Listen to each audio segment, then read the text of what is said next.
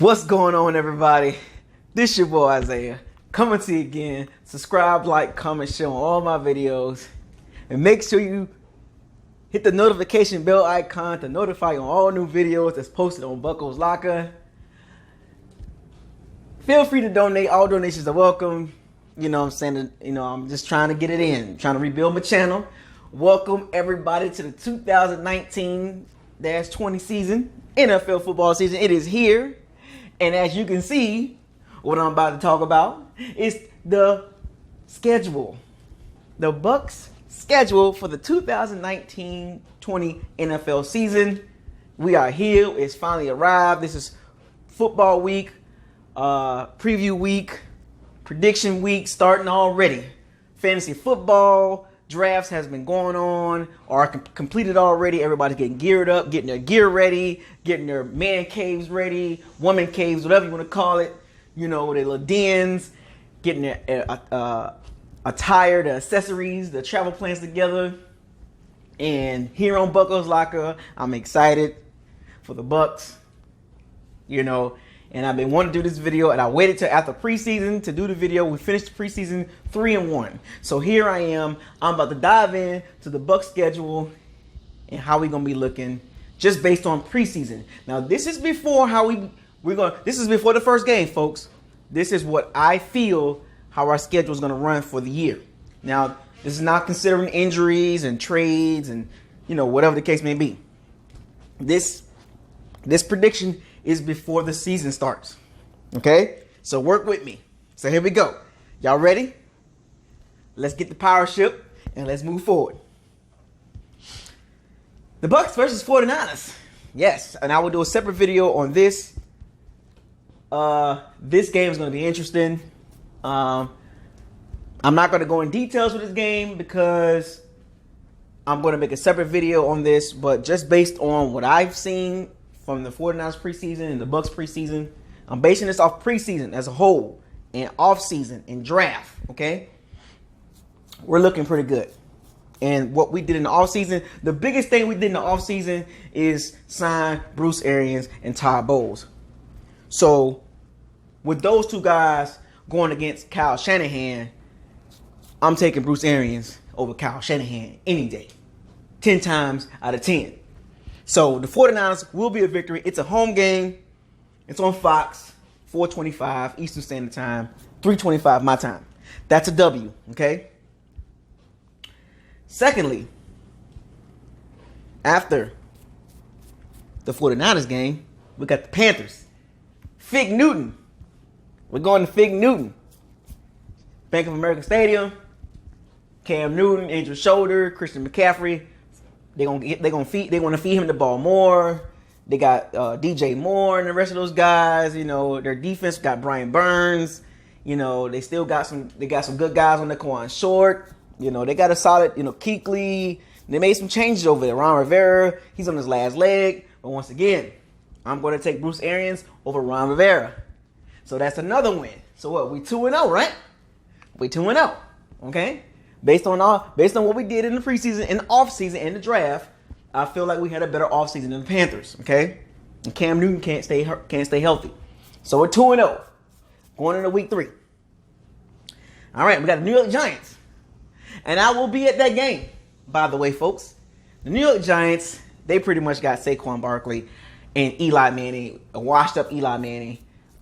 Pretty much the only guy on offense that we got to really worry about is Saquon Barkley. And I figured that Todd Bowles will have a scheme to control him as much as possible or minimize his damage because he can't run the ball. That's a good running back. He's a top 5 running back right now in his second year. But we just have too much firepower for the Giants. Giants don't have a great receiving core. Not a tight end. Evan Ingram always hurt. So Giants defense, I'm not sold on the Giants defense. They're going through a lot of changes. And, of course, I'm going to take Bruce Arians over Pat Shurmur 10 times out of 10.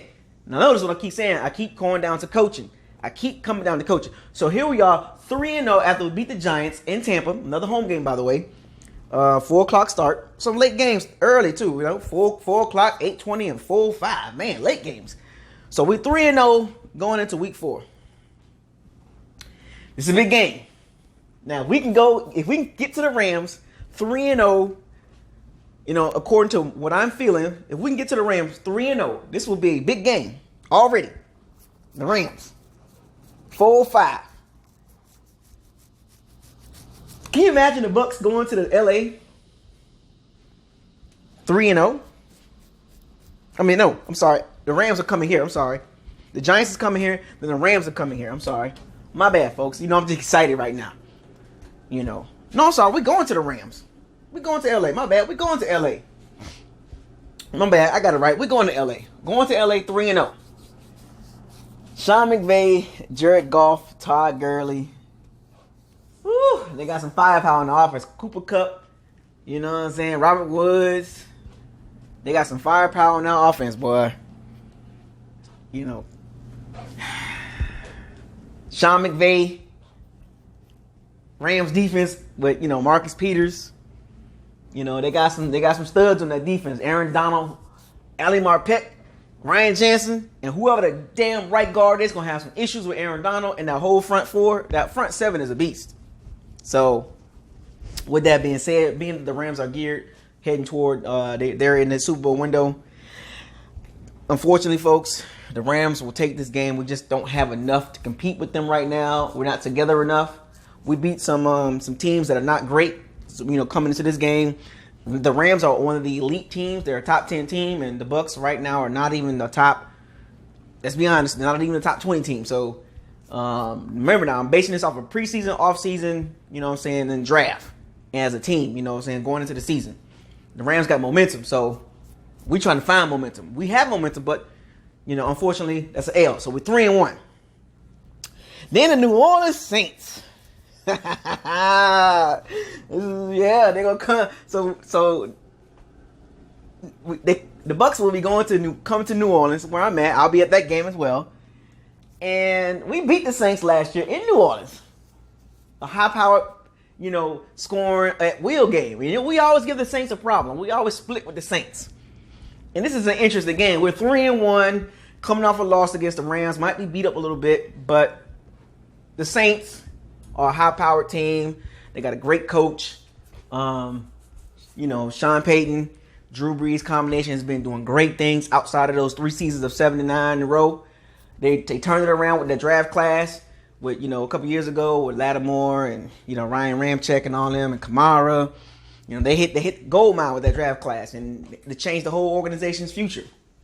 They got a lot of, their firepower on offense is Kamara and Michael Thomas. That's pretty much it. For some strange reason, teams can't stop those two guys. Because Drew Brees forces the ball to both of those guys. And hopefully Todd Bowles can figure out something. But then you got the Saints defense. They're not the best defense. They fly around. Dennis Allen is the defensive coordinator. He's okay. But, they play real good against us because last year we was beating them. And then that block punt by Taysom Hill, I know the story. It went downhill from there. But being that the Saints are at home, they'll win this game and we'll fall to 3-2. Now, I'm going to put a caveat on this. If we got momentum, if the Saints have injuries, we can beat the Saints in New Orleans. I'll be at the game. I'll be on the field some sort of way. I'll find a way on the field. But we lose to the Saints. So we're 3-2. That's okay. We still got a little momentum. We still got momentum. And it's going to be a close game because, divisional games are close. Then back to the Carolina Panthers. The Panthers are coming to Tampa. That will be an interesting game. Well, I'm sorry. That's in London. At 8:30 start. That's across the pond. That's in the water. Once again, I think we're going to beat the Panthers because my story about Fig Newton. Scam Newton. Can't stay healthy. He'll probably be hurt by the end. The Panthers don't have great receivers. They have young receivers. They still have a pretty decent defense, but I think Winston will pull that out. So now we're 4-2. Got our bye, our first bye. Feeling good. Rest up. Then we got the Tennessee Titans. We go to Nashville. You know what I'm saying? I'll be at that game in Nashville, Tennessee. You know what I'm saying? We're going to face Marcus Mariota and Mike Vrabel and them. Tennessee's a pretty overall solid team. Their biggest question is quarterback. They signed Ryan Tannehill. You know, they've drafted pretty decent. They got a decent O-line. Taylor Lewan, Jack Conley. You know, they got a decent O-line. Their running game is very solid. Their passing game is not great. They picked up the receiver from Ole Miss, A.J. Brown, and they got Corey Davis. Hasn't really exploded to the scene yet. Marcus Mariota is inconsistent, and people wanted to sign this guy, wanted the Bucs to draft him. They didn't. I'm glad they didn't. He stayed hurt. He's had 2 seasons where he's thrown more interceptions than touchdowns. Jameis Winston has never done that, so I'm going to take Jameis Winston over Marcus Mariota and Bruce Arians over Mike Vrabel. So there we are. We're sitting at 5-2, I believe. Right, 5-2? Yep. Let me see. I'm going to do my recap real quick. 1, 2, 3, 4. Yep, 5-2 with losses to LA and the Saints. We're 5-2 going into week 9. Going to Seattle. Man, we've been traveling, as you can see. That's the NFL screwed us on the schedule. So we're traveling to Seattle, and let's just be honest, folks. Seattle is a very aggressive team, and we're going to be aggressive with them because Bruce Arians and Pete Carroll has a lot of history in the NFC West. This is going to be a very interesting game between the Bucs and the Seattle Seahawks because Todd Bowles and Bruce Arians know Pete Carroll very well with their history in Arizona. They have given the Seahawks a lot of problems with their scheme and with Bruce Arians' offense and Todd Bowles' defense. So this is going to be a very interesting game. It's going to be close. And this is like one of those toss-up games because I know a lot of people talking about, Seattle got, Jadeveon Clowney. If you notice, I haven't gotten details as far as O-line, D-line. I'm just giving you the game overall. They traded for Jadeveon Clowney. They got a decent running game. They got Russell Wilson. The O-line is not great, but, I'm not going to go in details. I'm just giving you the overall point of view on what I feel about that game. We're 5-2. We can possibly pull this out. And I got to have some games I got to take a chance on. And I'm going to take a chance on this game. We're going to go to Seattle. We're going to beat the Seattle Seahawks in Seattle. Now we're 6-2. 6-2. Going into week 10. Arizona's coming to town. Coming to Tampa. We're 6-2, feeling good, surprising a lot of people, and we got Kyler Murray coming to Tampa. We should be able to beat them. That's 7-2, you know what I'm saying? And then the following week, we got New Orleans coming to Tampa. New Orleans is coming to Tampa. We're 7-2. We're the surprise team in the NFL. The Saints coming to town. They beat us early in the season. It's one of our losses. And here we are sitting at 7-2. Saints coming to town. We're riding high. We're feeling good. We're on a 3-game winning streak. And the Saints coming to town. Jameis Winston's playing well. Bruce Arians coaching. The defense playing very well. The defense is ranked in the top 17, top 15. And we're going to end up beating the Saints in Tampa. Really big game. They might flex that game to a late game. I don't know. Depending on, if we're 7-2 going to that week, going into week 11, they're going to flex that game because it's a big game because I think the Saints going to be 6-3 or something like that, or maybe 7-2 as well. So we're going to beat the Saints. We're going to go to 8-2. Surprise the NFL again. We're 8-2. We beat the Saints at home. Then we go to Atlanta. We go to Atlanta, Georgia. The Mercedes-Benz Dome, the nice one, the real cute one, right? The Mercedes-Benz Dome in Atlanta. Matt Ryan, Julio Jones, Calvin Ridley. Dan Quinn on his last leg. He's trying to survive in the season. I believe the Falcons are going to have some rough edges during the season. We're 8-2, feeling good. And you know what? We play Atlanta very well. Jameis Winston plays Atlanta very well. But this particular game, we're 8-2. We'll lose that game. We'll be 8-3. Now this is what gets interesting. We're 8-3. We'll lose to Atlanta in Atlanta. Then we go to Jacksonville. Short trip to Jacksonville. Jacksonville got a nice defense. I think they're going to rebound this season. And we're going to have some lows during this season, too. We're going to have some lows. So this is where things get a little tricky. We're 8-3. We might be a little beat up. Jacksonville with a strong defense. They got a strong running game. They got Nick Foles. Nick Foles has given us problems, or gave us problems last year, even though we beat them. But this is the tricky game that we'll end up losing. We'll fall to 8-4, 2-game losing streak. 2 away games. That's fine. But we can come back to normal. We got the Colts coming to Tampa. That's a win. Andrew Luck retired. We're 8-4. Jacoby Brissett. They got T.Y. Hilton. They got a decent running game with Marlon Mack. Shouts out to USF. We're 8-4. And I'm going to take Bruce Arians over Frank Wright any day. So now we sit at 9-4. We're in the playoff hunt. We got 9 wins. We're 9-4. With 3 games left. All right? And these are big 3 games. Big 3 games. We're 9-4. We surprised everybody. We're in the power rankings. We're in the top 10 power rankings. We're 9-4. Maybe top 12. We're 9-4. We're surprising people. Jameis Winston having a great year. Bruce Arians is coaching his butt off. Todd Bowles has improved the defense. 9-4. Go to Detroit. Matthew Stafford. Go to Detroit. Matt Patricia. And that New England coaching tree. We're going to go to Detroit. And I'll be at that game as well. We're going to pull that game out in Detroit. We're going to go to 10-4. Matthew Stafford's going to choke like he always do. The Detroit season is going to be pretty much done by that time. We're going to be 10-4. We're going to clinch a playoff bid at 10-4 right there. Okay? Now, we got 2 games left. Now we're fighting for position. And these are home games. Big games. We're 10-4.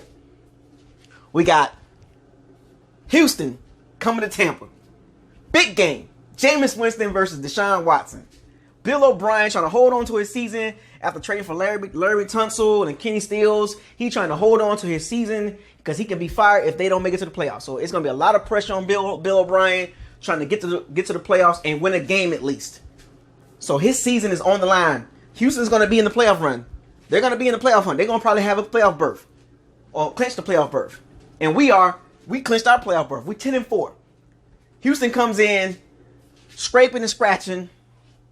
And they beat us in a close game. Because they're a little bit more better than us on defense at that time. So now we fall to 10-5. Now we still fighting for position. Maybe the division, maybe a wild card. You know what I'm saying? Most likely a wild card, but we can get the division at 11-5 maybe. We'll see. We're 10-5. Atlanta comes in town. Atlanta's not making the playoffs. They're pretty much resting their starters. We're 10-5, and we're going for it. Bruce Arians, no risk, no biscuit. 10-5. We go for the win. We beat Atlanta in Tampa, and we are 11-5. 11-5. Going into the playoffs. We surprised everybody in the NFL, all the NFL analysts, the talking heads, the Jameis Winston haters, ESPN specifically, and Louis Riddick and all them that can't stand Jameis Winston at ESPN, Max Kellerman. And we're 11-5. Jameis Winston has a good season. He don't throw over 14 interceptions, maybe about 10 or 11. Has over 30 touchdowns. The defense is ranked in the top 15. Overall, we're pretty good. We're 11-5, and we're going to the playoffs. That's right, folks. Surprise team in the NFL, 11-5. Tampa Bay Bucs, with the signing of Bruce Arians and Todd Bowles. And that nice staff the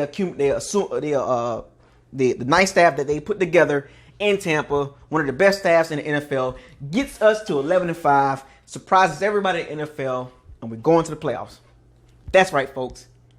Based on what we've done in the offseason, from the draft to signing Bruce Arians, Todd Bowles, and what I seen, preseason was a little shaky, but just overall, I think we are an 11-5 team. You can give or take a game. You can say 10-6, 11-5, maybe even 9-7. But I'm going with 11-5 because I picked the surprise game by going to Seattle and beating Seattle in Seattle due to the fact that Bruce Arians can play with Pete Carroll or coach with Pete Carroll very well. They matched up very well in the NFC West. So that was my surprise game that I picked. If we lose against Seattle, we fall to 10-6. But I picked them to beat Seattle, so we're 11-5. We're the darlings of the NFL. Everybody's talking about us. We got a national attention going to the playoffs. So there you have it, folks. That's the Bucs schedule for 2019/20 season. Coming from Bucco's Locker. Subscribe to the channel. Share all my videos. Make sure you follow the channel. This is a new channel. I'm trying to get the old channel back. You know what I'm saying? Because some hackers got to the old channel. But the new channel is still thriving. We rebuilding. So to all my Pirates and my Sea Bandits, get ready. To everybody in the Bucs community, get ready to fire those cannons, seize the day, raise the flag, And you know the new slogan? No risk, no